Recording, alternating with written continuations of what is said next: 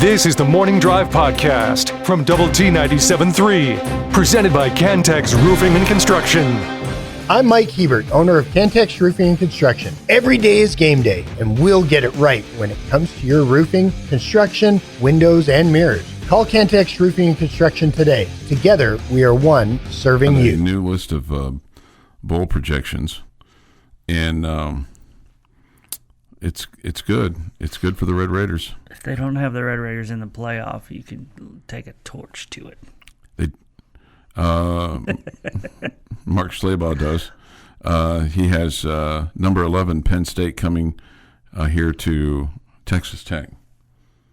That'd be fun. So we would be the 6th seed. Yeah, the 6th seed. So it works like this.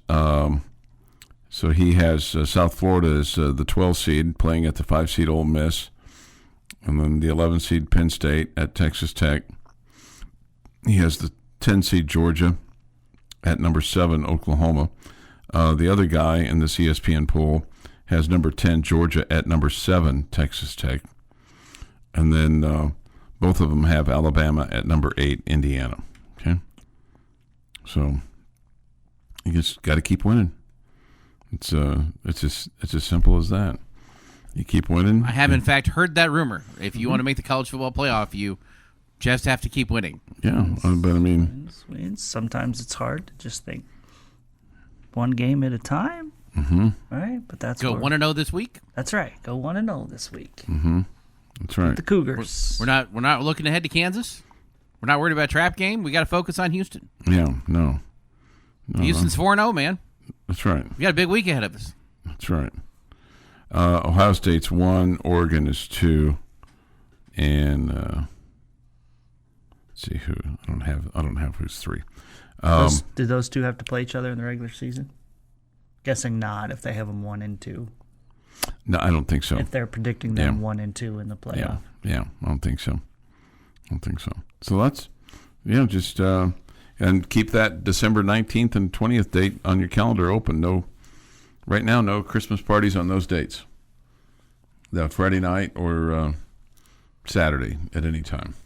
Okay, just open. Keep it open. So all you lucky ladies out there that are scheduling stuff, make sure that you just keep 19th and 20th wide open. All right. Do you have the 19th and 20th wide open on your calendar? I'm checking my schedule to see what I got with the schedule that really matters. Yeah, the basketball schedule. Yeah. Gotcha. No, I understand. I mean, you're not going to have very many of those, so you got to take them out while you can. I wanted to get your opinion on what you thought about the Colorado fine from the Big 12. The Big 12 reprimanded Colorado and fined them $50,000 publicly, reprimanded them. This comes after a derogatory chant from Buffalo fans targeted against the Church of Jesus Christ of Latter-day Saints during Saturday's game against BYU. The league said this hateful and discriminatory language has no home in the Big 12. While we appreciate Colorado apologizing for the chants that occurred in the stands during Saturday's game, the Big 12 maintains zero tolerance for such behavior.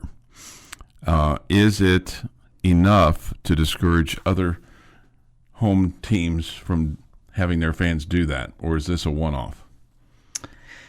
Oh, man. I don't know what to think. I mean, I think it's great that they fined him. I think that we probably have deserved a similar fine. Mm-hmm. Okay, just because this one was attacking their religion. Yeah. Okay. I guess it makes it different. I don't know how you fix this. I don't know if this makes fans from other schools go, oh, hey, we better not do that. Or does this make fans from other schools, because they're 19 to 22-year-olds who are probably lubed up with their, alcohol content, does it make them do it more? I have no idea how people are going to respond to this, but I'm fine with them doing it. Okay. And I don't care if it was F the Cougars. I'm fine with them fining them for it. Okay, I get that that's something that those are things that you hear when you go to a sporting event. I don't think it's necessary. I don't know how you stop it. I really don't. I would. I mean, just get a large hose out and just start hosing down our student section. I don't know. And I think it's Who pays the fine? the university does. Who did the crime? Well, the fans did. Right. The Students. fans. So you aren't stopping the fans And by doing this. You're penalizing the school who wants to stop the fans, but we can't stop our fans from doing this. I just want to tell you, it's not just the students that do this. It is Did I say students? no. No, I did. I do. I believe you. I think the large majority is students, but I'm sure that there are adults too. It gets contagious in the stands because, I mean, you know, depending on who's sitting behind us, I mean, there's plenty of vulgar language coming from adults that from time to time you have to get some help going, hey, listen, man, I got a 12-year-old sitting next to me. I got a 5-year-old next to me. Can we tone it down just a little bit? Just a little bit. Yeah, I mean, I don't think it's necessary. But that's what sports fans do. I get it, but I'm here to tell you, And I'm fine with people being fined. I'm fine with people being thrown out for it. I mean, if you're screaming the F-bomb at somebody that, oh, by the way, can't hear you, okay? Right. I have no problem with ushers going, you know what, you're out of here. Or give them a warning. Hey, if I hear that one more time, you're gone. And that's generally what happens. That's generally what happens. They get the people that, whether they're vaping or throwing tortillas after the opening kickoff or throwing other things or where did the vaping come in? Well, because that takes place too, and they don't allow that. I mean, and you know but that irritates people that are sitting behind them, you know, and but they also don't allow people to bring flasks in their boot. But it's kind of happens. Yeah, happens. This is what Deion Sanders said. He said, "That's not indicative of who we are. Our student body, our kids are phenomenal, so don't indict us just based on a group of young kids that probably was intoxicated and high simultaneously." I mean, again, hey man, I'm here to tell you, there's plenty of 30 and 40 and 50 and 60-year-olds that are screaming their heads off and cussing as well, and it is not just the students. Yes, but I think in this situation, it was a chant that was coming from the student section. Yeah, they knew that was. And I'm sure it got contagious, you know, as it kind of spread through, much like the wave. I've seen it happen too many times. Your daily dose of sports and fun. This is the Morning Drive Podcast from Double T 97.3, presented by Cantex Roofing and Construction. I have time for this day in sports history. Today is the first day of October 2025. Here is Jeff McGuire with this day in sports history. 1924. Pavo Nurmi? Pavo Nurmi, Finnish distance runner, runs a world record 4-mile in 19 minutes, 15.4 seconds. He then ran a 5-mile in 24 minutes, 6 seconds, 0.2. 5 miles? 5 miles. After a 4-mile. Okay. In 24:06.2 in Russia. I would not want to do either of those. He did them both in the same day. That is why he is the official marathon runner of the Morning Drive. 1932. Babe Ruth's legendary call, boys. Taunted by the Cubs dugout, he points to center field before homering into Wrigley Field's bleachers in the 5th inning of Game 3 of the World Series. Yankees win 7-5. Do you guys believe that he called the shot, or was he telling the pitcher it was only one? Looks like he's calling the shot when you see the grainy video or film. Mm-hmm. Do you miss John Sterling on the Yankee broadcast? I liked him, but I think they're fine with who they have now. Okay. 1961, Yankees outfielder Roger Maris becomes the Major League Baseball's all-time single home run leader when he surpasses Babe Ruth's record of 60 with his 61st off Boston rookie Tracy Stallard in a 1-0 win at Yankee Stadium. So not only did he get the home run, not only did he get the record, but he hit the game-winning RBI and scored the game-winning run. I'm just saying he had a pretty good day. Yeah, it's crazy when you think about that, having a one-run game like that, getting the 61st, blah, blah, blah. 1989, Dallas It's like when Cowboys. Jeter got his 3,000th, he went 5 for 5 and had an RBI hit in the game to win it in the 9th. Mm-hmm. That's the way you do it, right there. You go 5 for 5. He did it with a home run, but later drove in a run to win the game. 1989, Dallas Cowboy defensive end Ed Too Tall Jones records his 1,000th NFL tackle in a 30-13 loss to the New York Giants at Texas Stadium. And in 2005, Texas Tech Cody Hodges rushes and passes for scores, and John Saldi. John Saldi, yeah, that's right. His dad played for the Cowboys.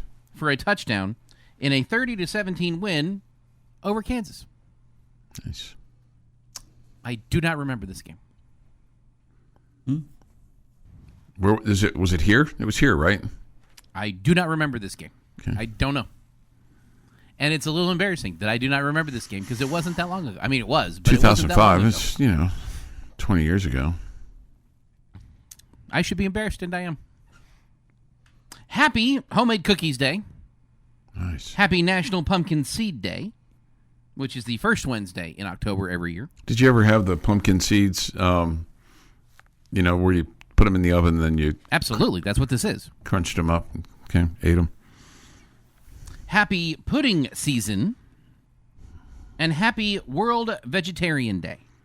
Last week we had Hug a Vegetarian. Today we have just Vegetarian Day. When do we question a vegetarian? Well, we talk to Josh all the time, and I'm sure we ask him a bunch of questions. So Yeah. no reason for a day for that. Do you have a pudding favorite? Chocolate's the only one I eat. Okay. Happy birthday, Miss Mary Poppins, Julie Andrews. Turns 90 today. Brie Larson's 36. Randy Quaid, 75. Zach Galifianakis is 56.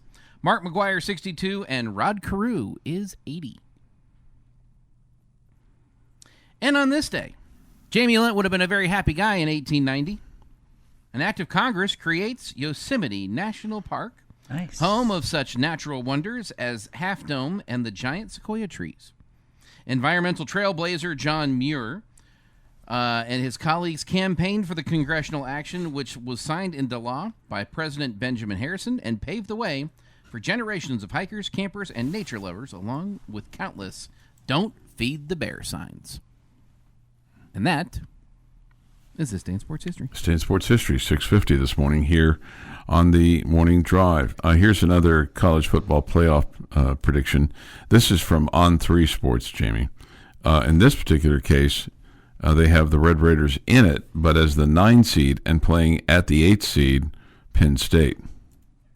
Okay. So you'd have to travel to Happy Valley, which I'm sure people would have. See, now we're really. If you could make that on the 19th, Friday the 19th, everybody could travel up there for that, Yeah. and then the next day they could travel over to New York City and watch the men's basketball team on Yeah. the 20th. Yeah, because that's a problem for some folks. That would be quite a road trip. College football playoff game and watch the Red Raiders Sure. play Duke in Madison Square Garden. Yeah, that'd be awesome. Man, that's man. Have you been to Madison Square Garden? I haven't really. It's not that exciting to me. Okay. Yeah. Just the arena itself, or just going to that place? Everybody talks about Madison Square Garden. I just don't. I don't hold it in such incredibly high regard like everybody else does. Okay. Yeah, but I'd love to watch the Red Raiders play in New York. But Yeah. Madison Square Garden's not a big deal to me. Okay. I think it'd be cool. The world's most famous arena, all those kinds of things. Exactly. I'd probably beat it to death. Yes. I would probably beat it to death. Probably? Probably. You could cut I that know I out would of the- because Would already. I know I would, because I did a game from the Fabulous Forum in Inglewood, and I can't tell you how many times I said the Fabulous Forum that night. We're here at the Fabulous Forum in Inglewood, Yeah. It's so I know, and it wasn't that fabulous. I mean, in the bowels of it. But let me ask you. You said fabulous 4 times in about a minute here. You were on the broadcast for what, 2.5 hours? 2.5, 3 hours. Yeah, that's a lot of math. That's right. Let's just say you did it a lot. Let me ask you this. Here's the top 4 seeds according to On3 Sports: Ohio State, Miami, Oregon, and Texas A&M. How many of those will be a top 4 seed when it's all said and done?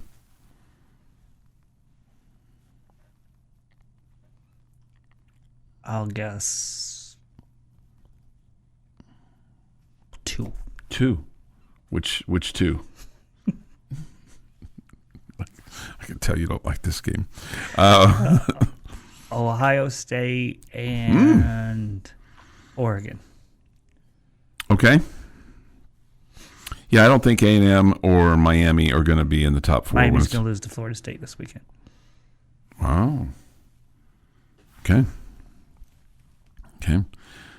So there you go. Okay, so then you have then the others that are in are Ole Miss, Oklahoma, Alabama, Penn State, Texas Tech, Georgia Tech, and Memphis. I got to think out of those 12. 5 SEC teams. I'm sorry? 5 SEC teams. I wasn't counting, but yeah, your math probably checks out. I don't think Memphis is going to be a playoff team. I don't think Georgia Tech's going to be a playoff team. There's probably somebody at Ramblin' Rick 97.6 or whatever that's going to say, Texas Tech, they're not going to be in the college football playoff if they're looking at the top 12. I think ACC will get 2 in. That's the big question, right? Yeah. Because if you figure that Miami is going to get in. Yeah. Hey, by the way, on our it's just because the lucky lady pointed this out last night, on our Texas Tech Alumni Association calendar, today, October 1st, 1925, first official day of classes at Texas Technological College. So happy 100 year of classes for Texas Tech. If you're still in school, you got a problem. Good luck. I mean, if you're still alive and you went to school that day, I'd tip my hat to you. No doubt. Yes. No, absolutely. Because you'd probably be about 118 Unless you've years done old. The things that are all this Chapman's done, then I'm not tipping my hat to you. Right.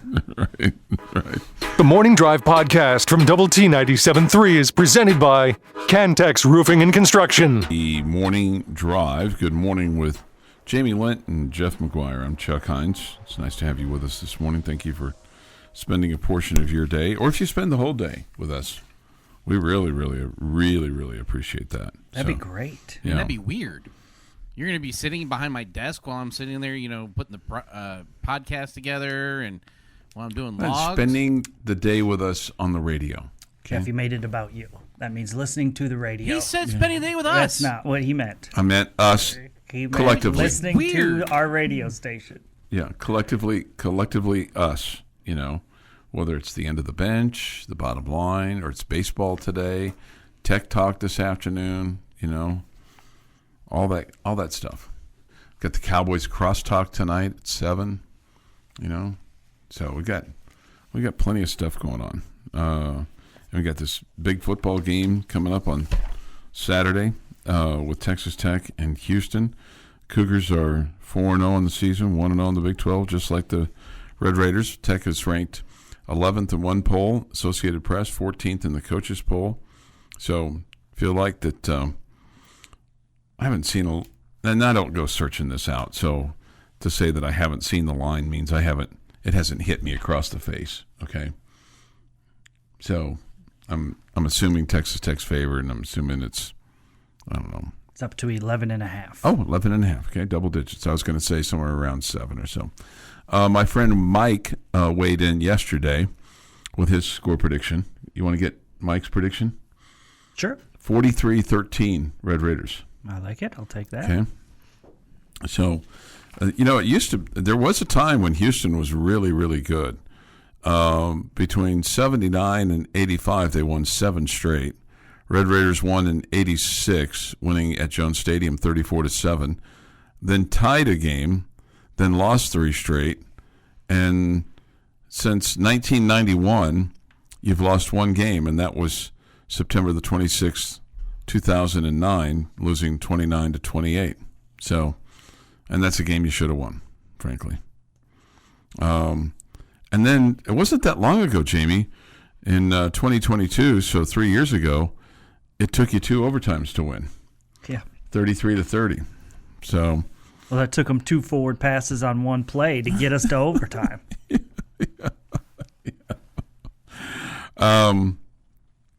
You won in 23, which is the last time that these 2 teams have played.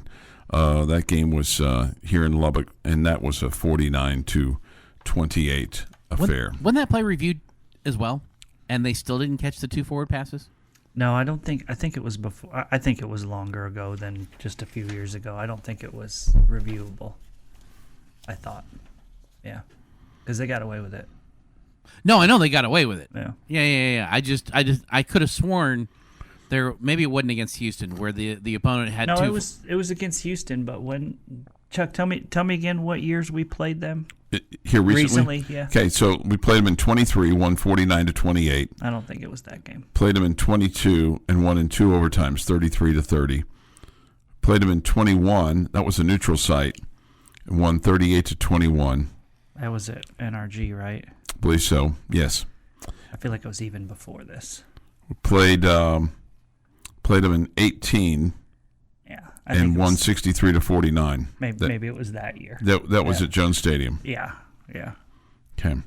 I bet it was then. Yeah. Somebody reminds me of the Andre Ware, David Klingler, and Manny Hazard lighting us up. That was in 1990. I like 51-35. I like Ware on television. I think he's good. Yeah. I think you're right. Yeah. According to a very quick Google search, it was 2018. Yeah. Okay. That's what we gathered. Yeah, that's what we said. Yeah. Good job, Jamie. Yeah, Jamie had that recollection. Here's a couple things at Houston. This is just looking at numbers. Okay, they are 3rd in total defense in the Big 12. Red Raiders are 2nd, allowing 266 yards a game. Tech's 239. So maybe something to. Who's first? I do not know. Okay. Texas Tech is 1st in rushing defense. That's pretty cool. Because there have been many a time when you were 10, 11, or 12 in that. You're 7th in passing defense. I'd like to see a little bit improvement there. Coach Sheil Wood talked about the passing defense and the corners specifically for Houston. They're 2nd. They only allow 140 yards per ball game. So still think you're just 1 game in, really hard to tell. No doubt. A lot of those numbers have to do with your non-conference games, which your cupcakes. Some schedules are lighter than others. Mm-hmm. So Kenny Perry, the Texas Tech special teams coach, was made available to the media yesterday, and he was asked about his kicking situation because Upton Belafont is still listed ahead of Stone Harrington. It's because of the alphabetic order. He's a B, Harrington is an H, but it still has an OR. So the question was, what does Stone Harrington have to do to be the starting kicker, or is he? We'll see what he does in practice. I mean, I'm not going to change my – you guys know that. We'll see what happens in practice, pregame, but, he did, I guess, Utah, pregame he was on fire and his leg was live, so – I kind of just go with the hot guy. So he had a good week. So hopefully he continues this week. But, I keep saying whether it's Upton or Ian, whoever it is, they're going to be expected to perform. So I feel good about that. I feel good where we're at. What do you make of that? Stone is your starting kicker. First off, I don't know what the obsession is. Okay. Second off, Stone Harrington runs out there and kicks first. Mm-hmm. Okay, he kicks. And Upton Belafont did not kick last time, right? I don't believe so. What else do we need to see? I think we're just wanting to see that or go away. Who cares what's written on the paper? I don't know. It's there. It's there so the kid, so Upton Belafonte feels like, hey, we still have faith in you too. Mm-hmm. I get it. I understand. But if you're watching the games, we all know who the starter is. Yeah, no, I got it. But then what? Do you think it's just superstitiousness? No, I think they appreciate Upton and they think that he's a good kicker too, and they don't. And they're like, hey, we're confident in you too, Upton. You know, if we know if we needed you, we could go to you too. Can't they just tell him that? They probably do. I don't know. Maybe it that doesn't is say them telling him that. It doesn't say Baron Morton or Will Hammond. Well, because Barron is a senior and Will is a freshman. Now, it does say Cam Dickey or Jacoby Williams. Who do you think's the starter there at running back? I think it's Jacoby Williams. I do but too. They used both of them a bunch, and they've said from the beginning, Coach has talked about, committee. Right. They want both those guys to know. We call them the... What else do we need to see? One guy goes out and kicks in games. What else do we need to see? We have John Carlos Miller II or Terrence Carter. That's kind of interesting to me. One's the blocking tight end and one is the receiving tight end. I know, but I mean, John Are Carlos we allowed to not use our eyes to watch the game? John Carlos, he's cut some balls as well. I think I said that backwards. Are we not allowed to use our eyes to watch the game? We are. What is this obsession with the oars with the kickers? Are we the only media members asking about this? No, I did not ask this question. Collier did. He's under your charge, too. What do we need to do? Watch the game. We know who the kicker is. Yeah, right. And he's killing it. Yeah. He's killing it. It's not a situation where he's not killing. Doesn't I he? know. And then we Doesn't ask, he why do we not have a starting kicker? Doesn't he deserve to wear the starter's tag then? I mean, shouldn't he stone here? Well, there's a tag or now. is I didn't know there's Upton a tag. Belafonte fragile? I don't think he's fragile. Are the kickers fragile that they got to... Well, Mary Jane may go out with you next week. Well, they're French. Or, They're fragile. I would think Stone Harrington, what he needs is for them to say, go kick. And I just think it's one of those deals where they're just superstitious. Superstitious. That's what it is? Yeah. Okay. They don't want to jinx the kickers. You know what? If that's the case, that's great. I think, but doesn't stop the rest of us from being smart enough to watch the game and figure out who's the starting kicker. Your daily dose of sports and fun. This is the Morning Drive Podcast from Double T 97.3, presented by Cantex Roofing and Construction. Jamie's question of the day on Double T 97.3 is brought to you by Connecticut of West Texas. All right, guys, we've done a little bit of this already, and I'm just going to add a little extra to it today. I want you to give me your top three in order in the Big 12 Conference, and the reason I'm wanting you to do this is because I want to see where you rank Houston. So I want you to give me the top three and where you put Houston. okay. And they may be in your top three. I don't know. I mean, they're an undefeated team. They've got the same record as you. You may have them at number one. I don't know. So just give me your top three in the Big 12, and then, where do you have Houston? Right there? A ways back? Are they still not nearly as good as their record shows? Just kind of trying to gauge where you guys have the Cougars. Okay. I'm going to put Iowa State number one because they're 2-0, and I think that they have been impressive so far. Okay. I'm going to put Texas Tech at number two because even though they have played two nobodies and one somebody that thought they were a somebody, Oregon State at one point in time, they kind of thought they were, maybe. They thought they were prettier at the ball than they really were. And then you have the Big 12 win, obviously, at Utah. And then I'm going to put Arizona State at number three because they're 2-0, and you're like, well, why aren't they two? Because I think after watching them, I don't think they're as good as a team overall as the Red Raiders. I don't think they're as good defensively. I don't think they're as good offensively. I think they're a nice team. I don't think they're as good as you.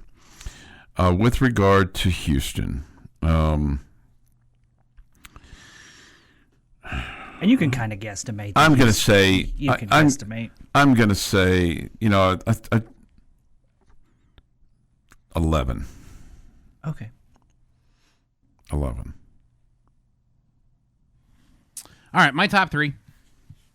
Texas Tech, Iowa State, BYU. I've got Houston in that 7-8 range right now. I've got them behind Utah. I think Utah's a better team. I've got them behind Kansas right now. I think those two teams are really close, but I think Kansas is just a little bit better. I've got not a TCU. I don't know what we're going to do with the Horned Frogs. I don't know where they're going to fall in this. They could jump up. They could stay where they're at, which is near the bottom of the conference. I don't think this is a Houston team as bad as we have seen. I think they are much improved, but I don't think they're above 7 or 8 in the conference. Okay, can you give me your top three again? I'm sorry. Texas Tech, Iowa State, BYU. Okay. I have Arizona State at 4, just outside of the top 3. Okay, I have. A lot of times I do this off of resume. I feel like this week I'm more off of what I think they really are.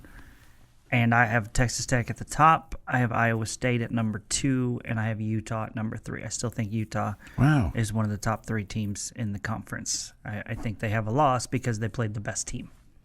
Okay? I think Iowa State is obviously really good too, and I think that we're kind of sleeping on them a little bit. But yeah, Iowa State number 2 in my list. Where do you have? Where would you put BYU and I have Arizona? BYU at 4, Arizona State at 5, TCU at 6, Baylor at 7, and at 8 I have the University of Houston. Okay. Okay, so my question: you have Houston way deeper than Jeff and I do. Yeah. So let me throw a few schools at you, and I'll ask you this. So like I have Cincinnati at 9, Kansas at 10, Arizona at 11. You got Houston behind all those schools? Yes. I think KU's better than Houston. I think Arizona. Yeah, I do. Yeah, I think so. And that's kind of what I was looking at too. And I was thinking, well, I know they're not better than UCF, Oklahoma State. I mean, I know they are better than UCF, Oklahoma State, and West Virginia. Colorado's 0-2 in the Big 12, so they got problems. Colorado should have almost did beat BYU, right? Mm-hmm. And Houston just cruised past Colorado, right? And I know you can't do the theory of relativity and all that good stuff. Relatively, okay. Yeah, but Houston, handled Colorado extremely easily, right? Mm-hmm. Yet we're giving all sorts of confidence in BYU when they just barely beat them. Yeah.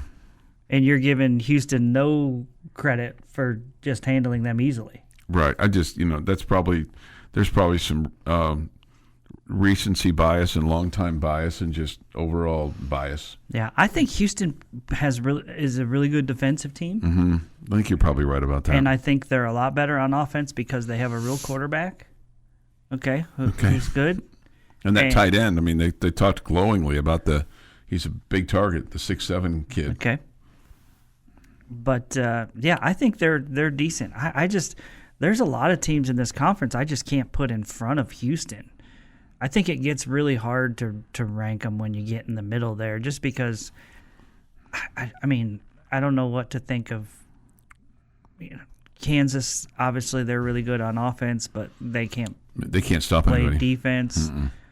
Cincinnati beats Kansas, but I mean, is that more about the KU defense and lack thereof than the Cincinnati offense? I mean, I have Kansas State. I mean, I feel like they're more talented than they've shown so far, but I have them way down at 12. I don't know where to put them. I don't know where to put Arizona. Arizona has looked good so far this year, except for that game at Iowa State, which was the first real team that they've played, and they were never in that game against Iowa State. I mean, it was Cupcake City for Iowa State. Yeah. I mean, Houston so far has played Stephen F. Austin. They won 27-0. They won at Rice, which is, crosstown, right? 35-9. They beat Colorado 36-20. They beat them at home. And then they won at Oregon State in overtime 27-24. And I think you got to look at that game and go, God, I think that's fair, but I felt like going in that was going to be a bit of a trap game for them. Okay. And so I'm kind of giving them a pass on them playing poorly last Friday. Yeah. And maybe that's not fair for me to do. You know, it is interesting. I mean, the Cougars are, no question, better than what they have been in recent years. All right. You're also, as of right now, an 11-point favorite on the road. This is the Morning Drive Podcast from Double T 97.3, presented by Cantex Roofing and Construction. Come to you from the First United Bank studio. Thoughts, comments, Yates Flooring Center chat line, Visual Edge IT hotline. Usual stuff, 806-771-0973. I feel like hour one was just maybe a little wonky, just a little. Hour two was, man, that was Marconi stuff right there. Okay. Award-winning right there. All right. So was it all the kicker conversation? No, it's just I just felt it was very smooth. It went well. We had good convo. We had good reaction from the chat line. I felt like it flew by, like it just went by. And I enjoyed all the Bobby Petrino jokes from the chat line. Yeah, Thank you for sending those in. Yeah, people like this. Oh, Chuck, put that rock back in your pocket. Poor man, just like giving motorcycle rides. Relax. Okay. Somebody else said he cleared out those 3 spots in his coaching staff for 3 new volleyball players. Yeah. Yeah. David says this, and look, his brother said that Mike Gundy was going to coach again, and Cale said, who played quarterback at Oklahoma, we're going to coach together. Saw a funny post about Gundy was an option for Arkansas. Hey, he's still a young man. He's like 58. I mean, he's in that ballpark of probably got one more in him, and his next time he may not be quite as crazy. Maybe. I don't know. I wouldn't be shocked if he coached again. Yeah. And I wouldn't, if I was I wouldn't want him here at Texas Tech because he's coached our rival, but if I was at Arkansas, I would feel like, hey, this guy's built a program before and won a lot of games and all that good stuff, so I don't think I would not consider him. And one of the guys that's on the list too is Gus Malzahn, who he was the head coach at UCF, and now he's like the offensive coordinator at Florida State. But they said, he kind of walked away from UCF because he wanted to be the pressure of being the head coach. But I mean, he's a guy that was at Arkansas State. He's an Arkansas guy. He's one of them. And then the guy from SMU. He's also one of them. He grew up in Spring, Arkansas, which is not. Why did I think that Malzahn has coached at Arkansas before? He's coached at Arkansas State. I know, but I thought he was at the university. He might have been an assistant. Okay. But I don't. He was not the head. He's not been the head coach. I mean, come on, Jamie. This is the morning drive. Everything is Arkansas. Oh boy, I drove right into that one, didn't I? Sure did. I didn't even see it coming either. Just like I got T-boned right there. It happens. Sometimes it's the light at the end of the tunnel. Sometimes it's Arkansas. We'll have baseball today. Tigers and the Guardians from Cleveland. That'll be at 11:30. First pitch at noon. The playoff baseball on the radio is just tremendous. I mean, it's just terrific, especially the day baseball. You can kind of dial in and pick it up, and I mean, it's just it's great stuff. I love it. I love it, love it, love it. And then we have the Dodgers and the Reds tonight from Chavez Ravine. That's a 8 o'clock first pitch on 100.7 The Score. That's going to come to you after the High School Fan Zone. Coaches from Lubbock High, Friendship, and Lubbock Cooper all paying a visit. Various activities. Randy Rosetta orchestrates that, so I'll have athletes and coaches and God only knows what. I was watching, Rob Rowe and I were laughing about this, so I was watching the Guardians and the Tigers yesterday, and I think it was a time, Chuck, during when you had mentioned the camera getting broken yesterday, where they had a little time to fill, and so the play-by-play man says, that'll give us time to preview our college football coming up this weekend. Okay. Right? And so they list off 2 or 3 games that they had coming up on the schedule. And this was just classic TV guy, right, stuff. And so they're reading off the list, and Todd Frazier is the color analyst. Mm-hmm. And this really cracked me up. And so the play-by-play man reads the games and number 18 versus number 6 and blah, blah, blah, blah, blah. And Todd Frazier, who I've enjoyed him now that he's a media member, and I enjoyed him as a player too. He says, man, college football season, it's been a great season so far. Play-by-play man says, yes, sir. And he goes, yeah, a lot of wins. And I'm like, I bet the same amount of losses also. Yeah, because there aren't many ties. There's only ties been in the A lot of NFL. wins. A lot of wins. A lot of wins. Well, you don't get that kind of analysis anywhere but here on the morning drive. That sounds like us. So there weren't any games that didn't finish with a win. Just shocking. I was like, baseball guy trying to talk football there. Cracked me up. This breaking news. We have some breaking news. This is according to the chat line. I'm unaware of this. I've not been notified officially of this yet. Chuck Heinz has just been named the new host of Razorback 97.3. Wow. I don't need. Our time has come to an end again. No, I'm not selling my house. I ain't moving. I own permanent. Oh, you're going to do it on Zoom? You're going to zoom in? Could. You do the show here with me and then maybe Zoom. a 9 to 12 over there? No, that would cut into the real working time. Let's see. Gundy to Arkansas. Chuck will be hired as a special assistant to special teams analyst. And schedule maker. I do think back in the day, before the money really became the issue of recruiting, I do think I would have made a pretty good recruiter for an athletic recruiter. Not a coach. Just put me in a suit, put me in, a polo, casual clothes, put me in the living room. I'm pretty sure that I could sell this university and basketball program. I'm pretty sure I could do that. Okay. I'm really, really confident that I could do that. That I'm a good enough salesperson that I could learn how to do it. And read the room and, convince grandma and, mom, Man, of dad, course I met Chuck. That's my all guy. that their daughter or son should come here to play basketball. It's funny because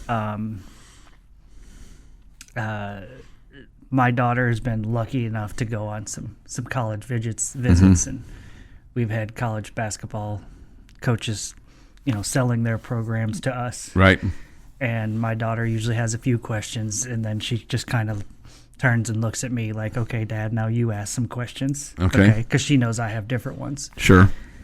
And I wonder if me talking to Chuck, if I would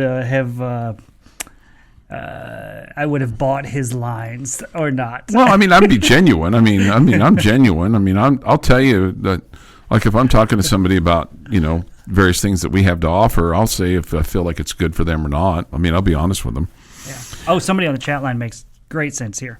Make sure you'd wear blue shirts every time it was like a high-level prospect. This has been the Morning Drive Podcast, presented by Cantex Roofing and Construction. Check out our library of Double T 97.3 podcasts at doublet97.3.com.